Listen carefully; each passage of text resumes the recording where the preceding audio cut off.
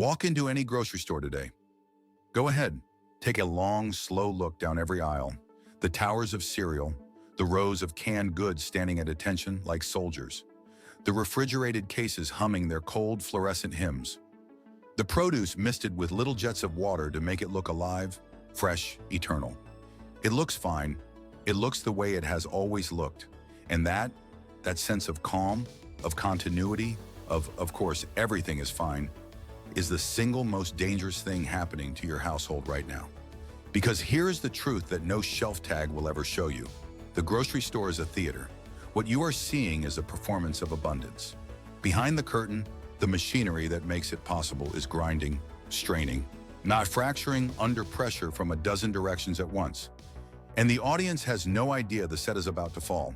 The modern food supply chain is not a stockpile, it is a river. Product flows in and out in a continuous cycle, calibrated to predicted daily demand. There are no hidden warehouses overflowing with reserve inventory. There is no safety net sewn beneath the high wire. The system assumes, it requires, that you keep buying at the same rate you always have. The moment enough people deviate from that assumption, even slightly, the river floods, or it runs dry.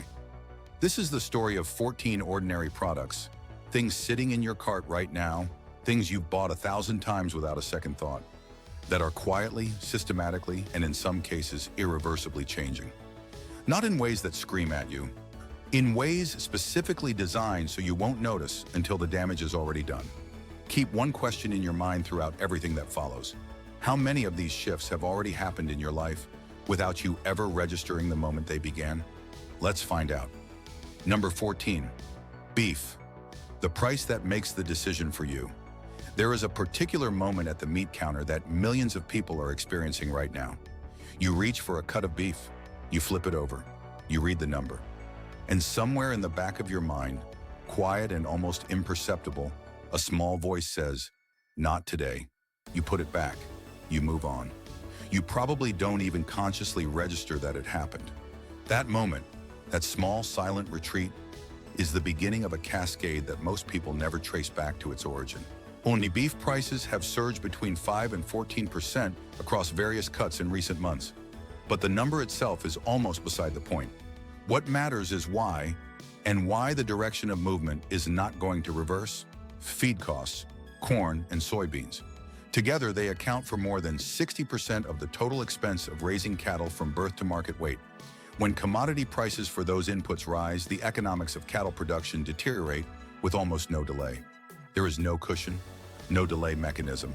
The cost presses directly through the farm gate, through the slaughterhouse, through the distribution network, and arrives at your meat counter wearing a new price tag. But there is a second force operating beneath this one that almost no mainstream coverage addresses. Cattle across the country are being sent to market earlier than standard production timelines call for.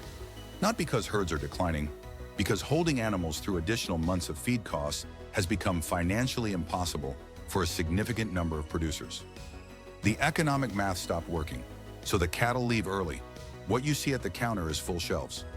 What you don't see is the cost architecture underneath those shelves, quietly rebuilding itself at a higher elevation.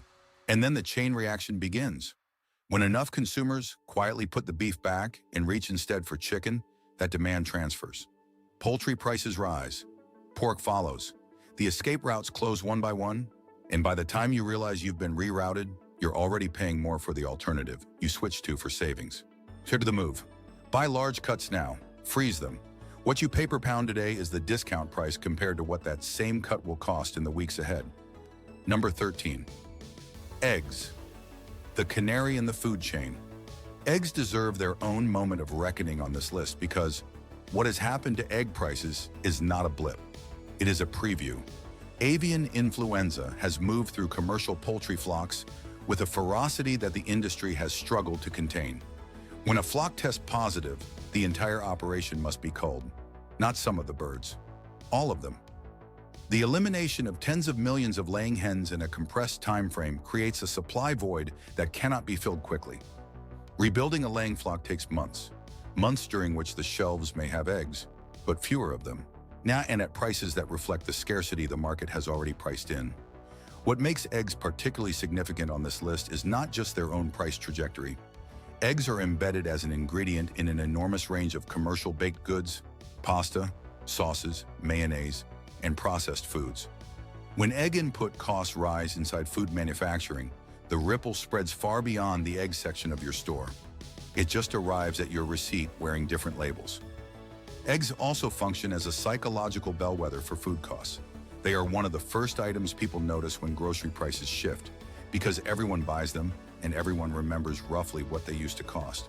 When eggs become expensive enough to provoke a genuine reaction, it signals that the broader food cost environment has crossed a threshold. When we cross that threshold, the move. If you have access to a chest freezer, eggs can be cracked, beaten, and frozen in portion quantities. Whole shell eggs do not freeze well, but the contents do. Buy ahead where your storage allows it. If this breakdown is already rearranging how you think about your grocery cart, hit like, drop a comment, and subscribe. The second half of this list is where the truly structural and irreversible dynamics show up. Number 12, coffee. The slow burn you won't notice until it's gone. Ask yourself honestly, if your morning coffee had already quietly become 20% more expensive over the last 18 months, would you know? Would there have been a specific moment you could point to and say, that was when it happened? For the overwhelming majority of people, the answer is no. And that is not a personal failing. It is a structural feature of how coffee pricing works and why it makes this list. Coffee prices have climbed 15 to 25% in some categories over recent months, but demand has barely moved. Coffee is one of the most behaviorally entrenched purchases in modern consumer life. People don't stop buying it. They absorb the increases. They rationalize them. They never quite register the full cumulative effect because each individual price movement is small enough to dismiss. When demand holds steady in supply contracts, there is no market mechanism pulling prices back down. The math simply does not work that way. Brazil and Colombia, the twin engines of global Arabica production, have both suffered serious disruption. Brazil endured prolonged drought across its primary growing regions. Colombia experienced irregular rainfall that disrupted the timing and volume of harvests. In both cases, yield declines were meaningful. Here is the piece that consumer coverage almost never includes. A coffee tree requires 3 to 5 years to reach a stable production after being damaged, stressed, or replanted. The supply shortfall that exists today was not created last season. It was created years ago, and the consequences are still arriving. Recovery is not measured in quarters. It is measured in years. Every stage of the supply chain, international shipping, green coffee storage, roasting operations, retail distribution, is also operating at higher costs than it was 2 years ago. Once the industry recalibrates to a new cost floor, that floor rarely descends. The coffee you're buying today may, in retrospect, feel like the affordable era. The move: whole beans in an airtight sealed container hold quality for several months. Buying ahead at current prices protects a daily expense that the market has no intention of making cheaper. Number 11, chocolate and candy, the invisible shrink. At some point in the last year, you picked up a chocolate bar that felt wrong.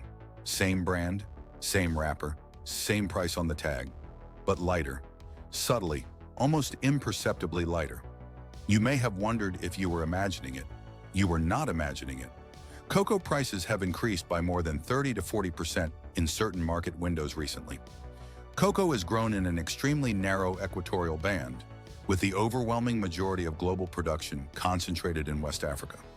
That concentration means that weather events, crop disease, or regional instability in those specific areas translates almost immediately into global supply shocks. When input costs spike at that magnitude, manufacturers face two options. They can change the number on the price tag, which consumers notice immediately, respond to consciously, and resist. Or they can change the amount of product inside the package while leaving the price tag exactly where it is. The industry, with decades of data behind it, overwhelmingly chooses the second option. This is called shrinkflation, and it exploits a specific and well-documented blind spot in consumer behavior. People look at price tags. Almost nobody calculates price per gram in real time at the shelf.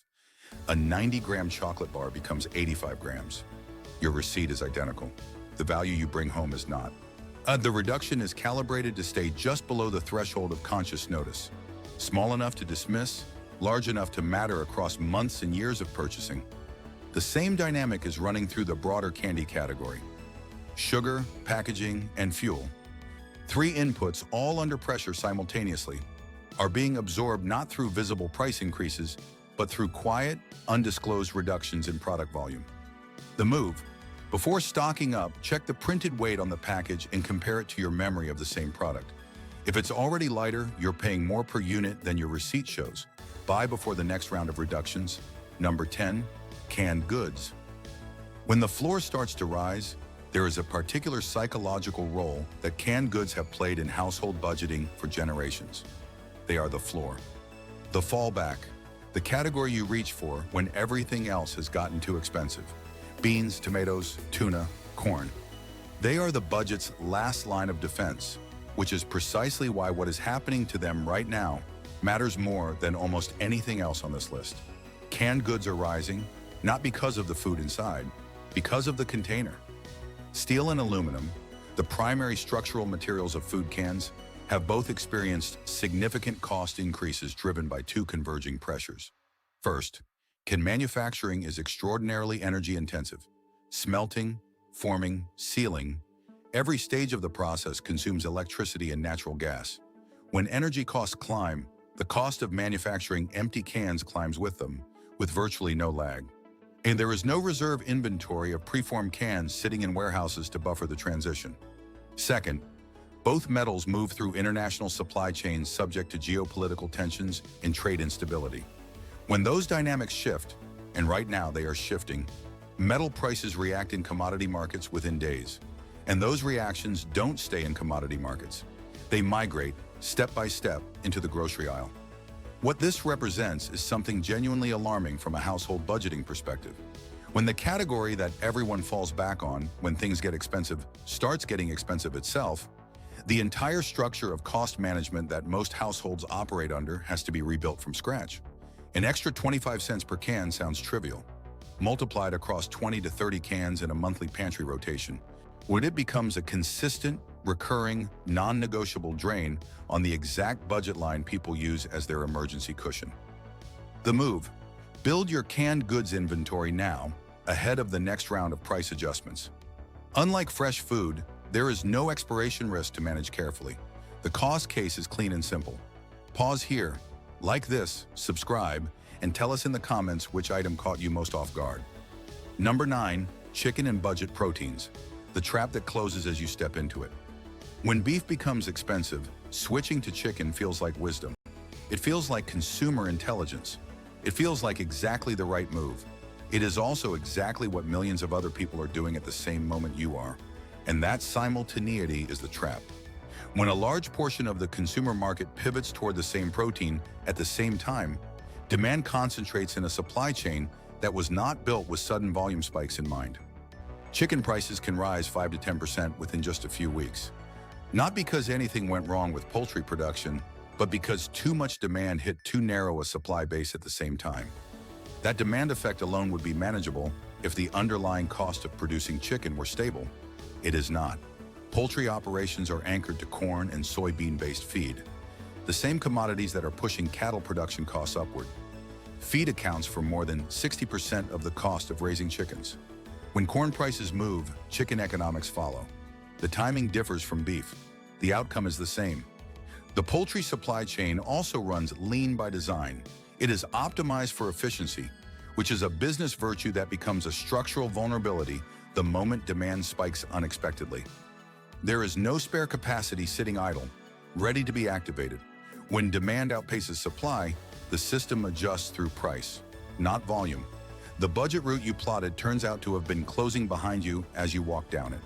The move: stock multiple protein categories rather than concentrating in one. Canned tuna, dried lentils, frozen chicken in bulk. Diversifying removes your exposure to any single category's price movement. The escape routes you'll need should be prepared before you need them. Number 8, fresh vegetables, the category that doesn't warn you. Fresh vegetable prices do not behave like the rest of this list. They don't drift. They don't trend. They detonate. A 20% price jump in a week is not unusual in this category. A 50% spike is documented and has happened multiple times in recent years, And the trigger is almost always something that arrived without warning and departed just as quickly. A late frost across a major growing region, a week of flooding during harvest, an unusual heat event that compressed the available picking window to a fraction of its normal length. Supply contracts instantly, and in a category with no reserve inventory, fresh vegetables have shelf lives measured in days from harvest to arrival at your store. There is no mechanism to cushion the impact. When supply drops, retail prices adjust within days, not weeks, days. So transportation adds a layer of fragility that most consumers have simply never had reason to think about. The vegetables available in most large retail markets have traveled hundreds of miles through logistics systems that carry their own vulnerabilities. A fuel price spike, a weather event along a distribution corridor, a labor dispute at a regional hub. Any of these inserts cost and delay into a product where delay means spoilage, and spoilage means loss that has to be recovered somewhere in the price. Here's the critical distinction from every other category on this list. You cannot buy ahead here. Standard stockpiling strategies don't apply to fresh produce. The strategic response instead is to shop what is in season. Prioritize locally sourced produce that carries less transportation exposure. Weigh and build meal plans around what is genuinely affordable right now, rather than what you intended to cook based on habit. The move: seasonal, local produce. Build the week's meals around what the market is offering at a fair price, not around what your habits expect. Number 7, fresh fruit, when geography becomes destiny. Fresh fruit shares the core vulnerabilities of fresh vegetables: weather dependency, minimal shelf life, zero reserve inventory, but it carries an additional structural characteristic that makes price swings in this category faster and wider than almost anything else in the store. Supply concentration is more extreme. Most commercially viable fruit is grown in very specific climate zones, and those zones are narrow. Citrus requires certain temperatures and soil conditions. Stone fruits are even more constrained, while tropical varieties are tied to specific equatorial geographies with no meaningful substitutes elsewhere. When those zones experience disruption, there is no nearby alternative production region that can rapidly compensate. Supply contracts sharply. In a category with no inventory buffer and short shelf life, the market doesn't ease upward, it jumps. Price swings of 20 to 60% within a few weeks have been recorded in specific fruit varieties, and those are the kind of movements that seem impossible until the moment they happen. There's also a pattern in this category that is worth understanding specifically because it operates so quietly. Fruit can disappear from shelves entirely for several days, not because it's gone from the world, but because a shipment was delayed or a harvest ran late. When it returns at a price that reflects the scarcity the market has been pricing during its absence. A single week off the shelf can produce a price adjustment that doesn't reverse. Consumers adapt to the new price. The market has no incentive to bring it down. The move: when specific fruit varieties are priced low right now, buy in volume and freeze them.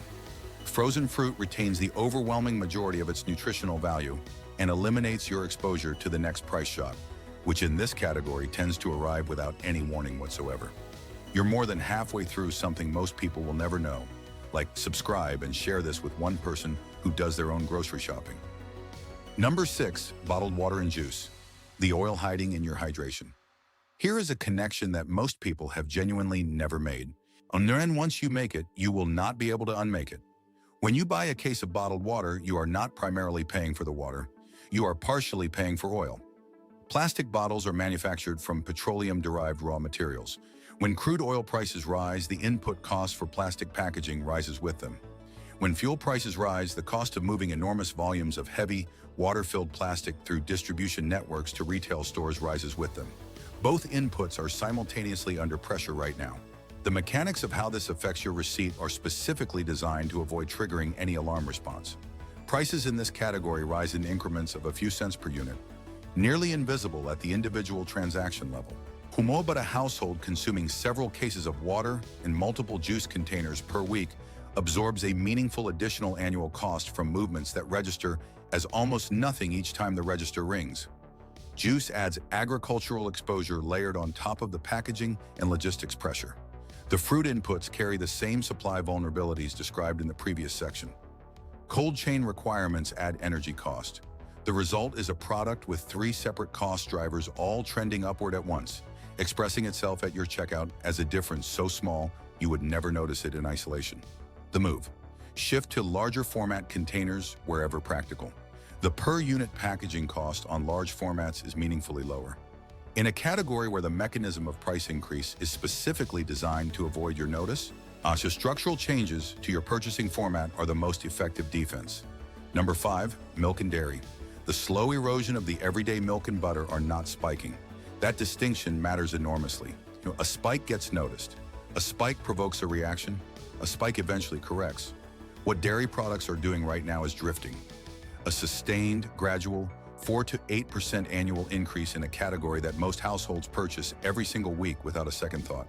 And drifts are far more financially damaging than spikes over time, precisely because they never generate enough alarm to prompt a behavioral response. Your internal reference point adjusts quietly. The new price becomes normal. The old price becomes a memory you can no longer quite place in time. The factor that drives most of this, and that almost no coverage traces correctly, is energy. Milk is a cold chain product from the moment it leaves the farm. Processing facilities, refrigerated trucks, distribution centers, retail cold cases. Every single stage of that journey is energy intensive. When electricity and fuel costs rise, dairy costs rise with them, whether the cows are producing normally or not. You are not just purchasing milk. You are purchasing the cost of keeping that milk cold continuously across a multi-hundred-mile logistics network. Butter moves faster than fluid milk, and for a specific reason. It is a processed derivative. Manufacturing, churning, packaging, those steps add cost layers on top of the dairy input itself. When milk input prices rise, what should butter prices accelerate ahead of them because the margins at every processing step are thin and the cost passes through with almost no absorption?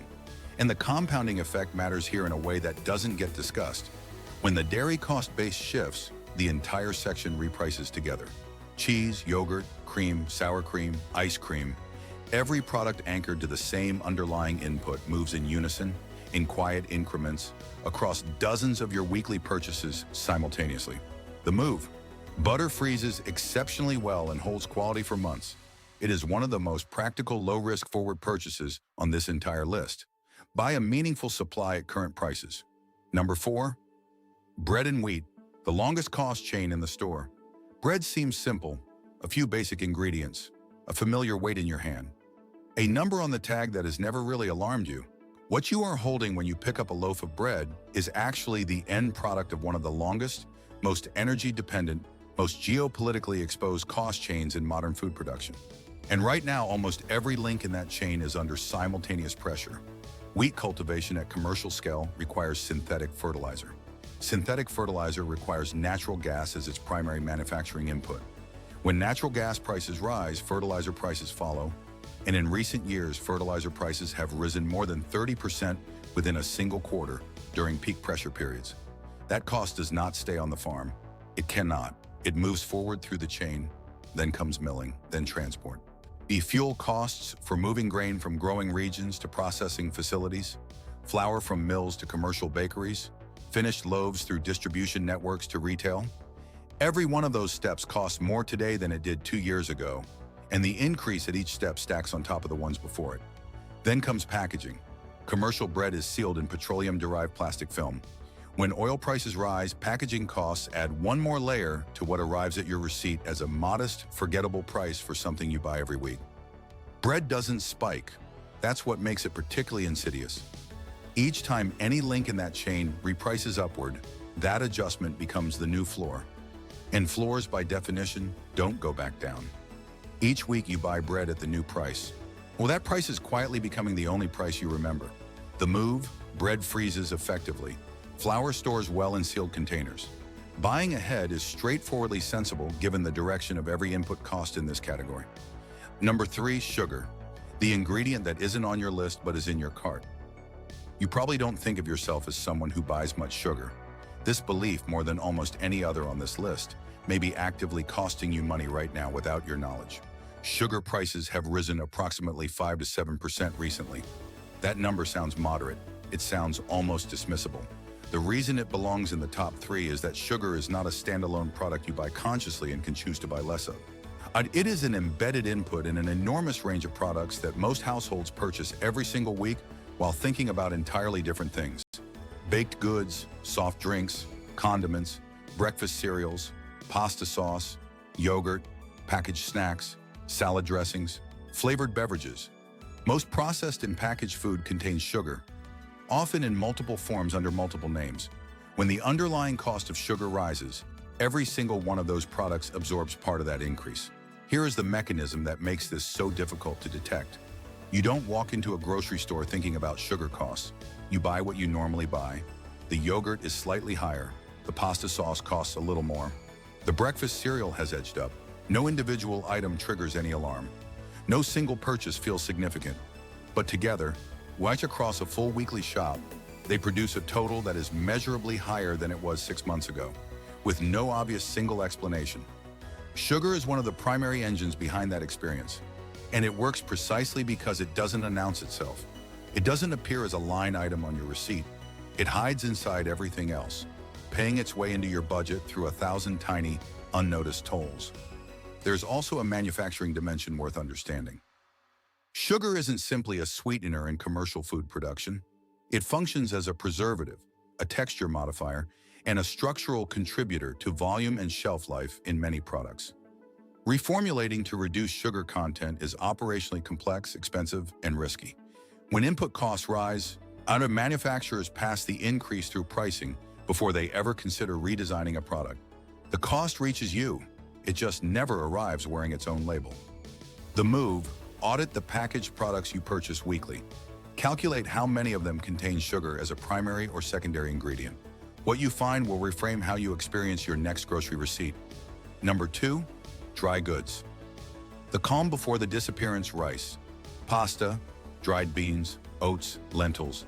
These are the products most people point to when they want reassurance that not everything in the food system is unstable. And under normal conditions, that reassurance is largely justified. Dry goods are shelf-stable. They store easily. They are produced in volume. They are affordable. This is exactly why they are the second most dangerous item on this list. And the stability of dry goods is not structural, it is conditional. And the condition it depends on is one that can fracture faster than most people expect, from a direction almost nobody accounts for. Here is the paradox at the heart of this category. The modern grocery distribution system for shelf-stable products operates on continuous replenishment logic. Retail inventory is intentionally kept lean, calibrated to predicted daily consumption with remarkable precision. The system works beautifully under its founding assumption that consumers keep buying at roughly the same rate they always have. The moment that assumption breaks, the moment a meaningful number of households start buying in slightly larger quantities than usual, from price anxiety, from instinct, or from something they half read in a headline, the entire system loses its footing. Product continues arriving at the rate designed for normal demand.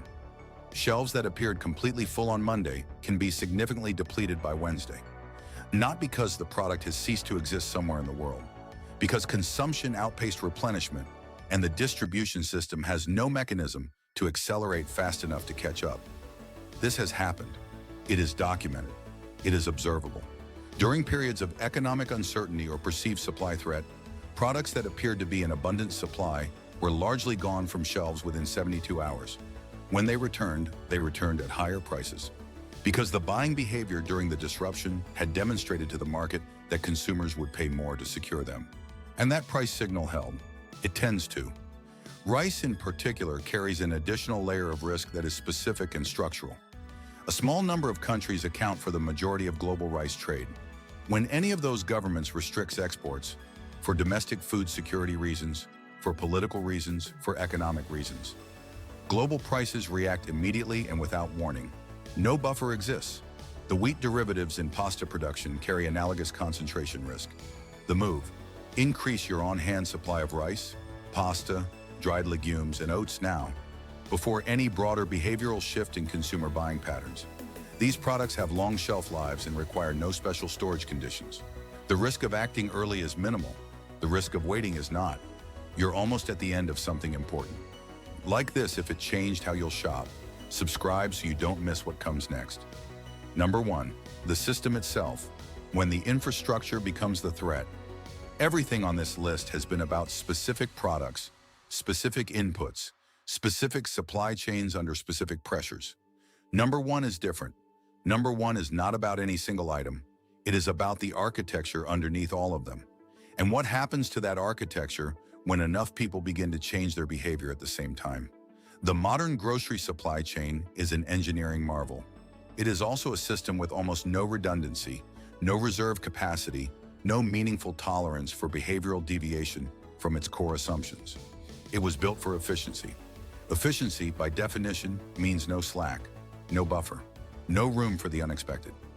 What protects you as a consumer, what keeps the shelves looking full, what keeps the prices feeling manageable, what maintains the illusion of stable, predictable abundance, is that most people, most of the time, buy roughly the same things in roughly the same quantities at roughly the same intervals.